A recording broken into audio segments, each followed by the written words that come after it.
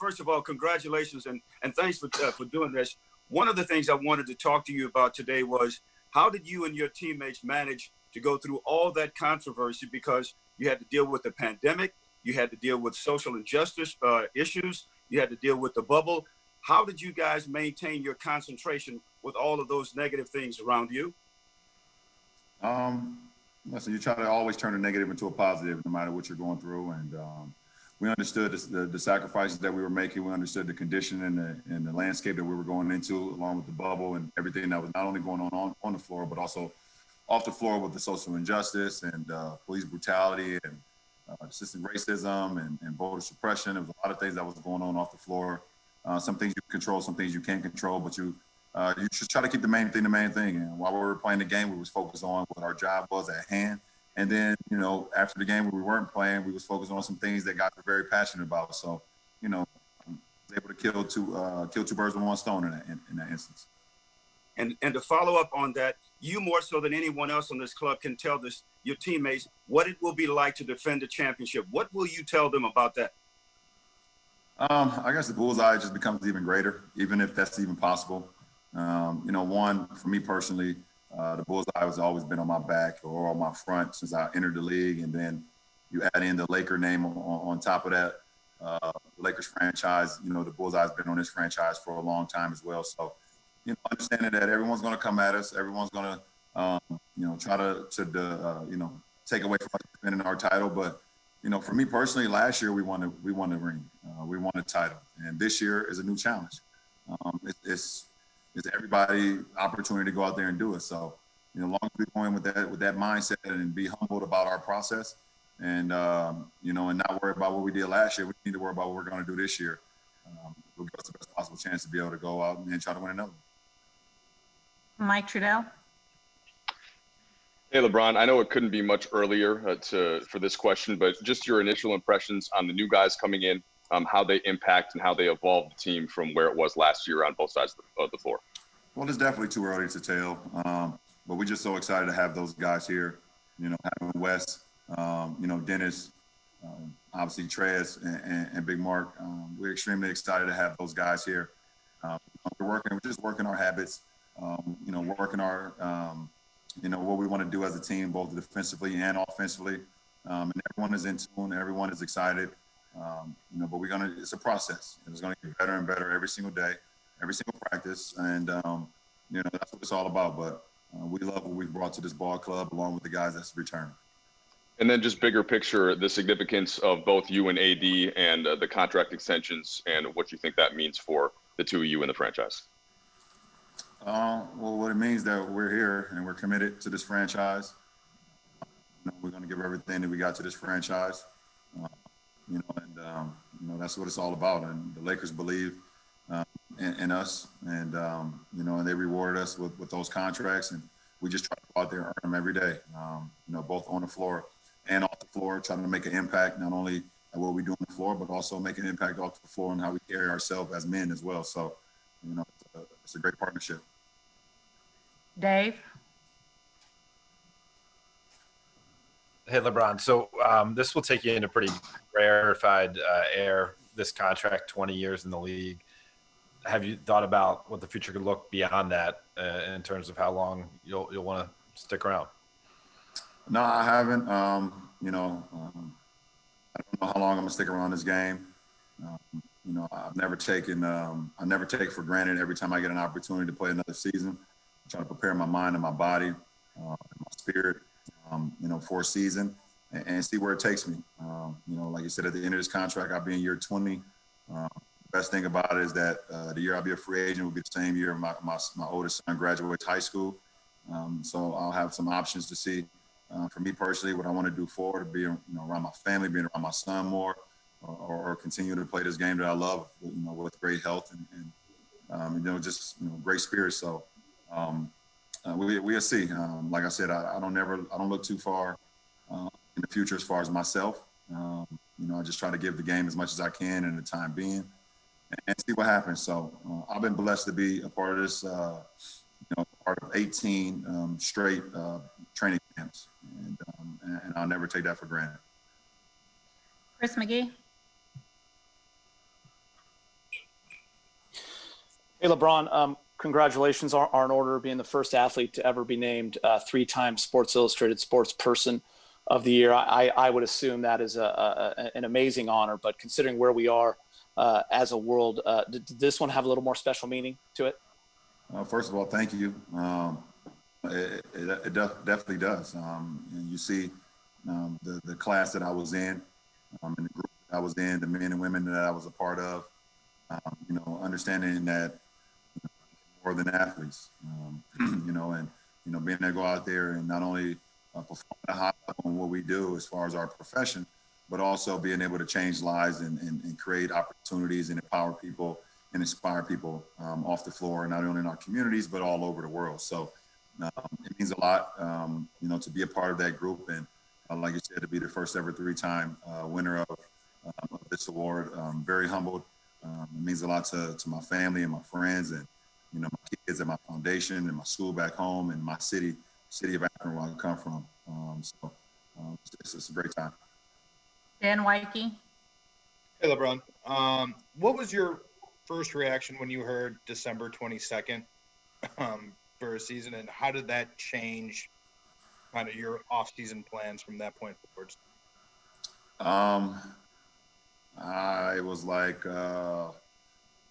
Oh, and I said, oh. Just being completely honest, I wasn't expecting that because the early conversations were going on.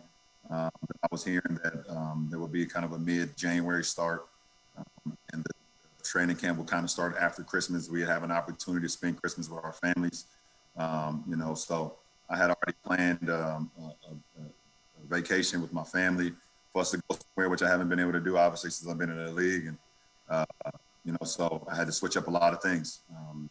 Once I heard the December 22nd start and with training camp starting, obviously this week. So, just started preparing my mind, preparing my body, trying to get as much stuff as I could do with my family, spending as much time as I could with them before getting back to the grind. So that's what it's been about.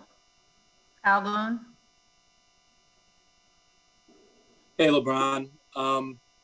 You've now won a championship with every franchise you've ever played for. Rob talked to us about, his hope that one of the jerseys that you retire at the end of your career will be a Lakers jersey.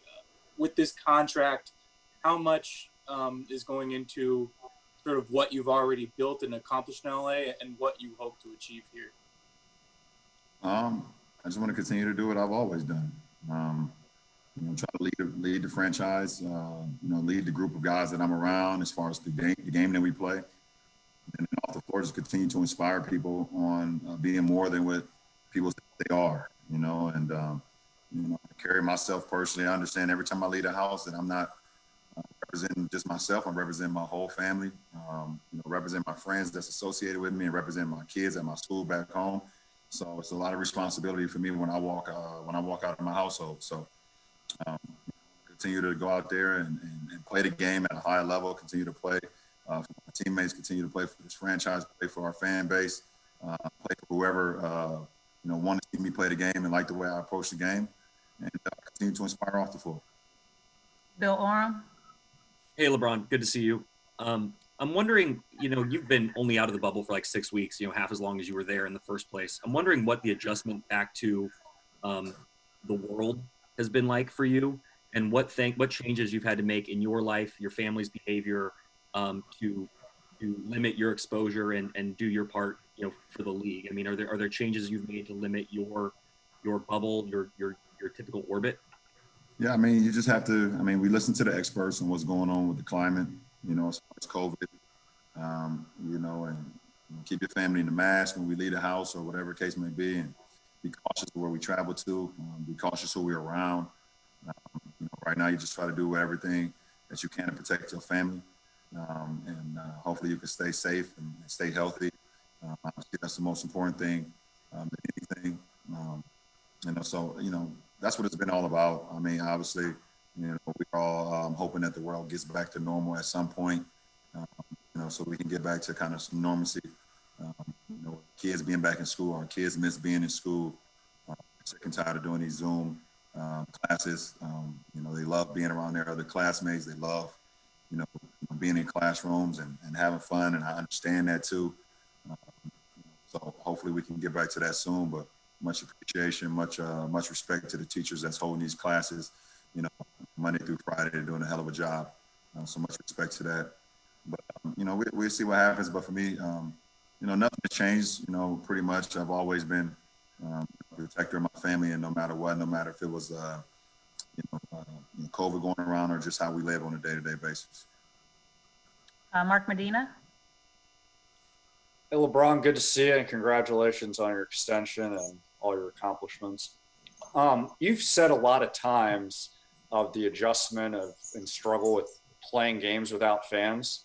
I was wondering, because of the bubble experience, how more equipped are you to be able to adjust to that, or is that still kind of an ongoing struggle you think you'll continue to have? No, it would never be something that I'll be fully comfortable with or accustomed with. I got too many years of playing a game or playing sports in general with fans. So I would never want to get fully committed to that or fully comfortable with that, because I believe at some point we will get back to it. Hopefully, I'm still playing. Hopefully, I'm still in uniform. That's the hope, obviously, and I believe it will happen sooner than later. So, but I have the ability to go out there and channel, my focus. Understand that I could get to that point where knowing there's no fans there, but it would never be something that's comfortable or something that I could be accustomed to or something that would feel regular. I've played so many years throughout my life since I was, I guess, 8 years or 9 years old when I first playing organized sports where fans were there. And it's just all a part of it. Fans is a part of this game, is a part of sports. You could just look at some of the greatest sporting events ever over the course of time. And obviously you can see the impact that fans make. So they're truly missed from every sport that goes on in the world. Just take a few more here. BT. Thank you. What's up, Brian? Congratulations, man. What's up, B? Appreciate you. Things all good. How do you think your more than a vote worked out in this election, and what's next for the organization? I think it worked out great. We was able to set our plan and then execute that. And it was about basically educating and empowering people in their communities to get out there and exercise their right to vote, understand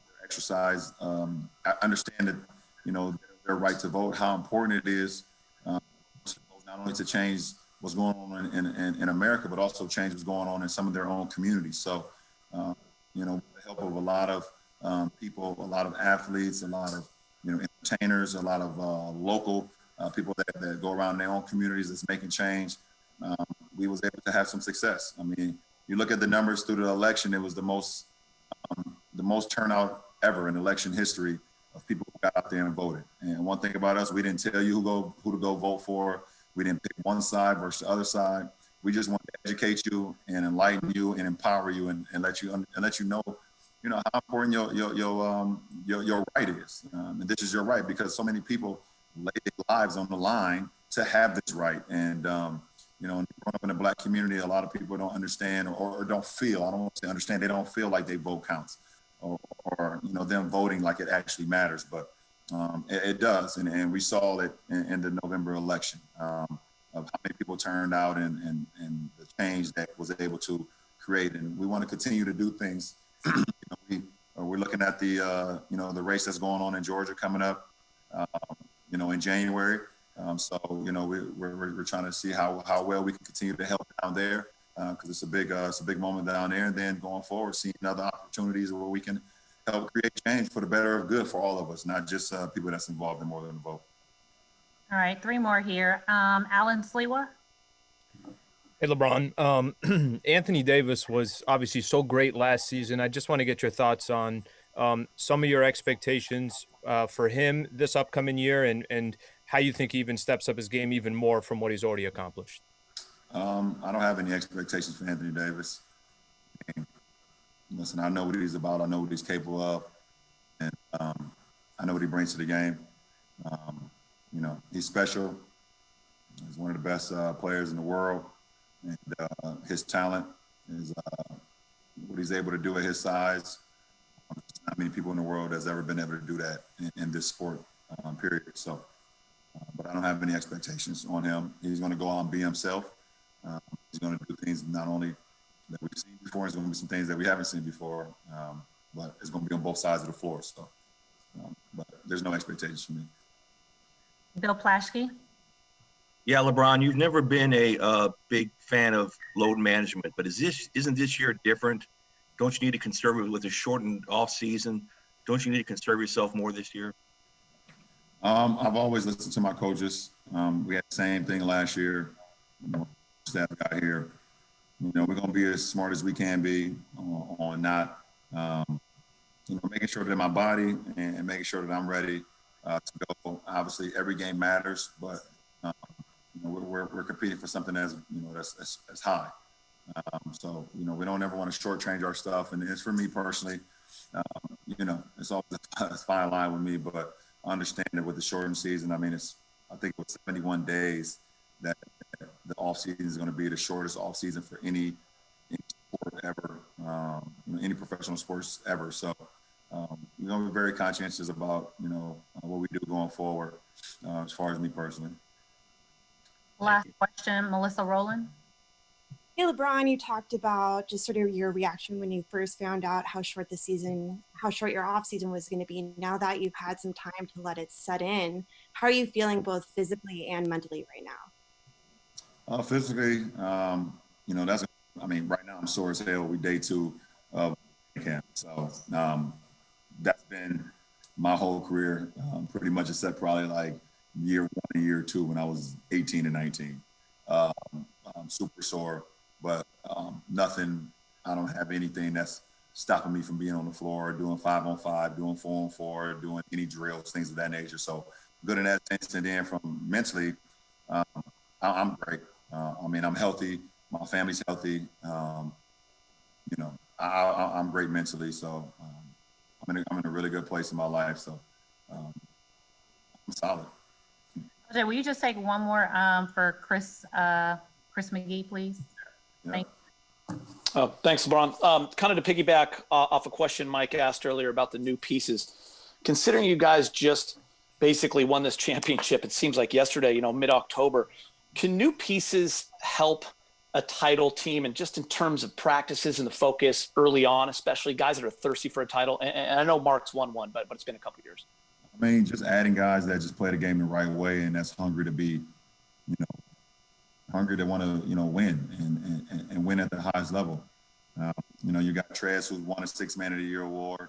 You got Dennis, who played, in a bunch of playoff games and, was right there, and winning a 6 Man award.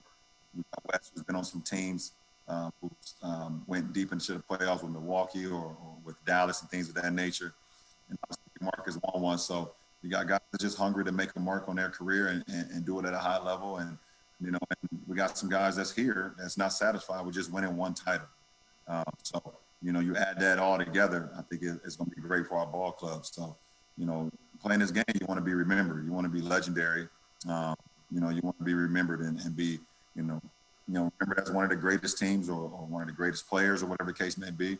But the best way to do that is to win and to win at the highest level. So, I remember, in Miami, we wasn't satisfied after winning our first one. We was able to go out and sign Ray Allen, and we was able to double down on that. So I feel like we're trying to do the same thing here. Our franchise and Rob, and, everyone upstairs was not satisfied with just winning one title. We went out and added some pieces. Obviously, we lost some great pieces that helped us win the title, and we're gonna miss those guys. But we added some guys that can come in and hopefully, I'm not gonna say hopefully, but I know they'll be able to make an immediate impact on our team. So we're looking forward to that. Thanks for watching ESPN on YouTube. For live streaming sports and premium content, subscribe to ESPN+.